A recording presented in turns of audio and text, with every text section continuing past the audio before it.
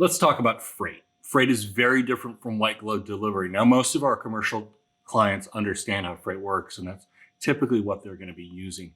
For residential, freight can be an option, but it presents some challenges that make it a little bit of a trick.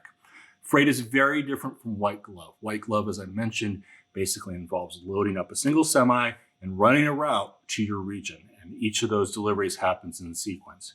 Freight is a hub and spoke model like your FedEx's and UPS's, and it is focused on moving large, heavy objects rapidly around the country. It is very fast. That is by far the biggest benefit of freight.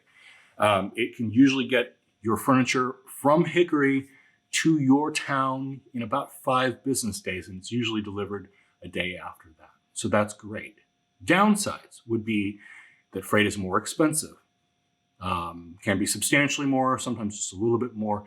It's also lower service. They are not going to be carrying your furniture into your home. They are going to be, at best, delivering it to the curb of your house. So you're going to have to find a way to get that very heavy piece of furniture into your home, unwrap it, and all that. When we ship freight, we have to mount everything on pallets. It's triple boxed or at least double boxed. It's pretty intense because freight is by nature rapid and a little rough. So we've got to protect all your furniture really intently to make sure that there's no damage that's incurred in the delivery process. You're gonna have to deal with removing all that packaging and getting rid of it on your own.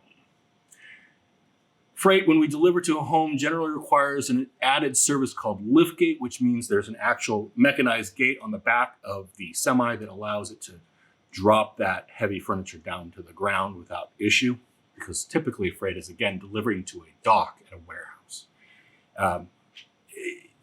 I think it's an option if you're really, really in a hurry, but I recommend it against it in many circumstances just because the advantages tend to get overweighed by the disadvantages, but we're happy to talk about it with you.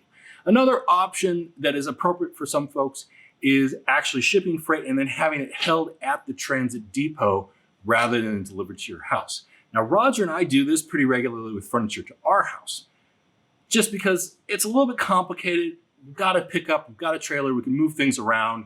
But again, it's just not for everyone. So we can do it, we're happy to do so, but it may not be the best option for you.